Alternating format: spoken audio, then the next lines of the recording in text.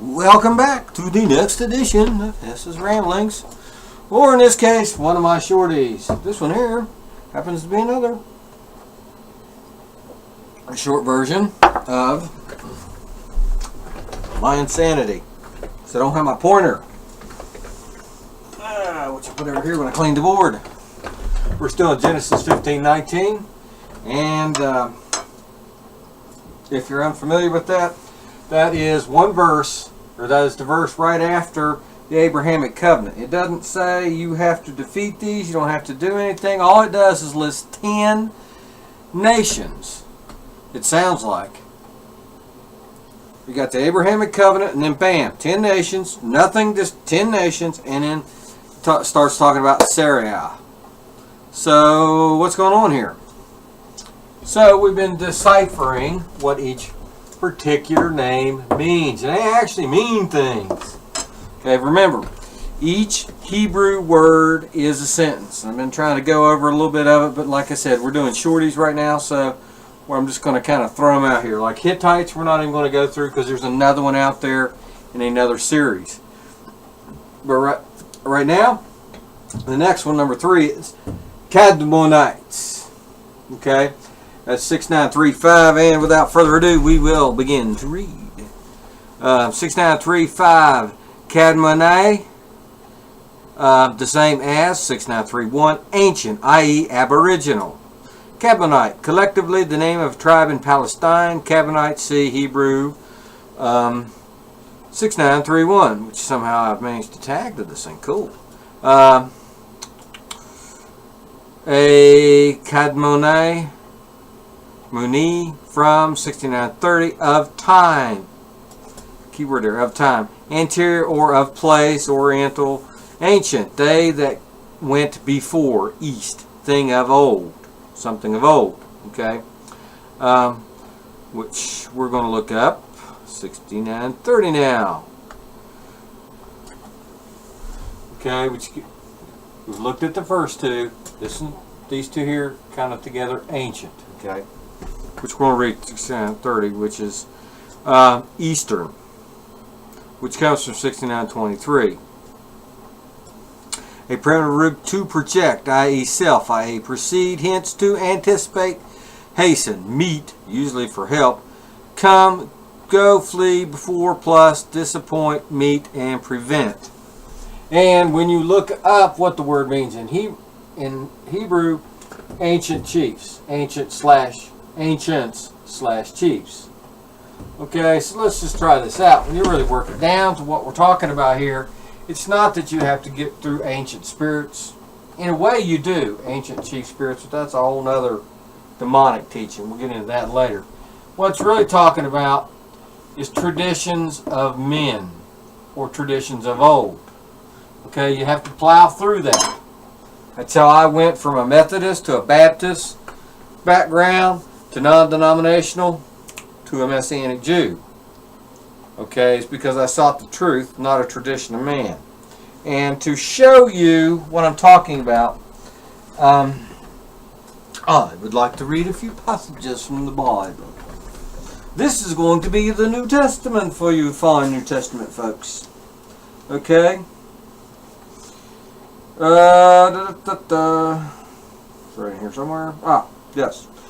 Chapter 15, verse 1. Then came to Joshua scribes and Pharisees, which are of Jerusalem, saying, verse 2, why do thy disciples transgress the traditions of the elders? For they wash not their hands when they eat bread. In other words, in the Jewish tradition, you wash your hands. I don't really have the material to do it with, but basically, I think it's left hand, right hand, left hand, right hand, left hand, right hand, and you thank for the mitzvah to do each one.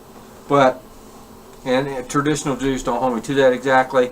I'm just laying it out there. You do it 3 times, and that's what it's talking about. Okay? There's nothing wrong with washing your hands before you eat, but it's a tradition of a man. It does talk about, there is a law back here, cleanliness laws, but that's talking about when you like dead people and stuff like that too. So, just to give you an idea. Now, there's another tradition, which for some reason I flipped all the way back over here. Oh.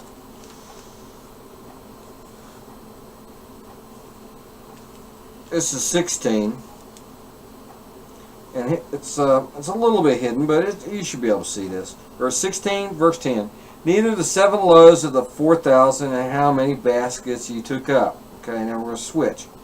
Now, how is it that, this is verse 11, how is it that ye do not understand that I spoke, Joshua speaking, yet not to you, his disciples, concerning bread, that ye should beware of the leaven of the Pharisees and of the Sadducees.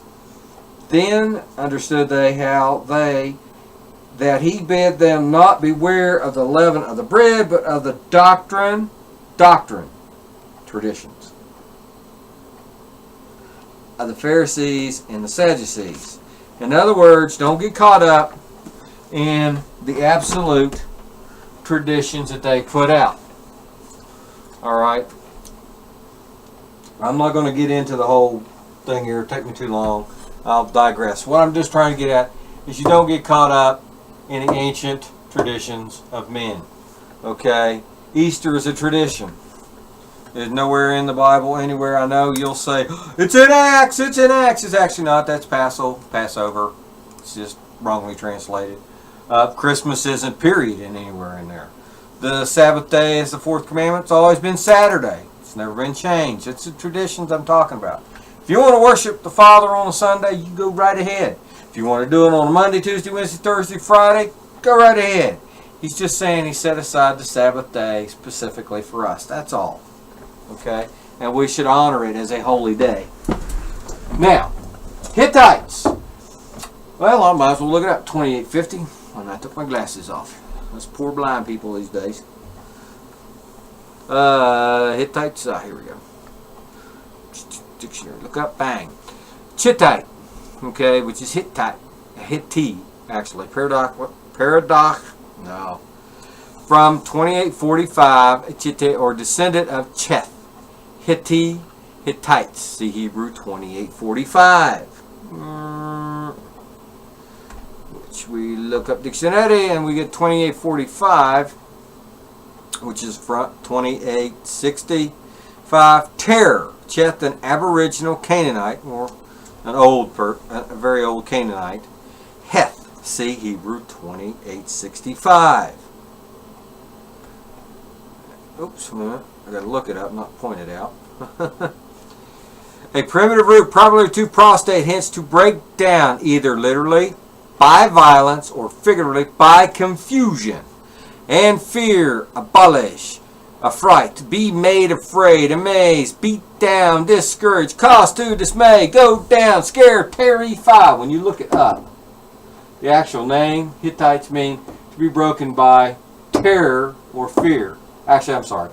When you look it up as what it means in Hebrew, or the meaning of the word, because each name of somebody has a meaning.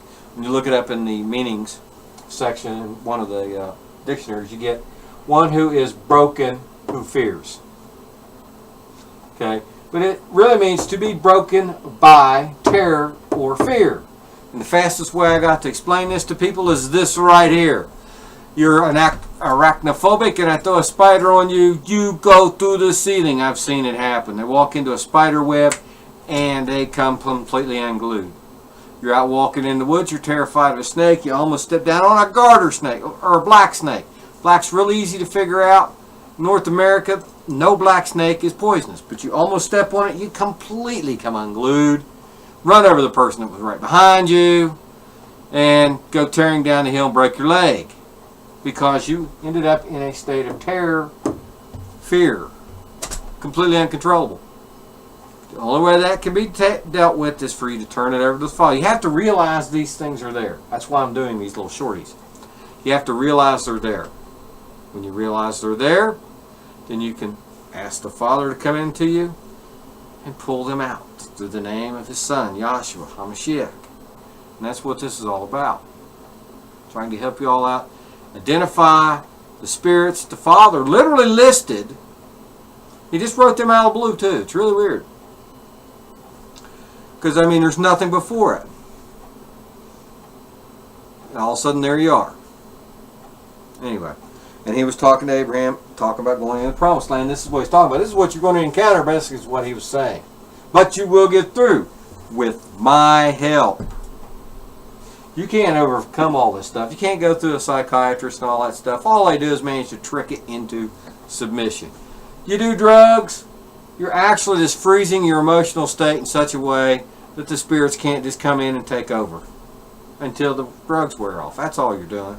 You're just messing your mind up. Okay? This is all about that. Traditions of men, that's an easy one. You can't, all this crazy stuff that you got to do this, that, and the other thing to be saved and all this. No. Okay? He died once. Period. For all. For all time, all. Okay? There's nothing, you can't change that, can't modify that. You don't have to go jump through any religious hoops anywhere. You just have to let him into your heart. Just ask the Son to come into your heart. Hey, I'm a sinner. I'm trashed. Okay? I don't care. Amazing Grace is the most amazing song I have ever heard. Okay? If you don't know what I mean, look up what it means. Who the man was that wrote the original. Okay? He was a slaver. Who knows how many thousands of people died at his hands and what he did. It's horrific.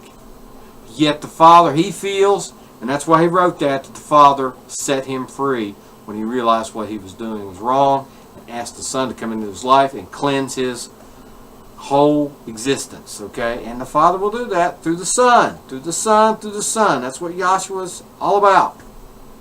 Grace, grace, grace. Okay? Just want to get that across. This is not about going to church. Oh, we got to wear a tallit all the time.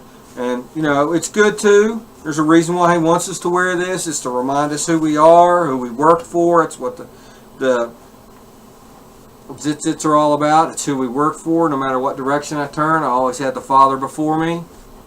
That's what he's trying to get us instilled. The whole Old Testament was hardwired, physical. The law was physical. You had to. That's what it was all about. That's about the traditions. You need to come out and get into the spirit now. Okay? So, with that, Shorty, I be done. May you, if this has helped you, pass it on. And with that, Shalom. I bid you farewell in the name of Yahshua HaMashiach. Amen and amen.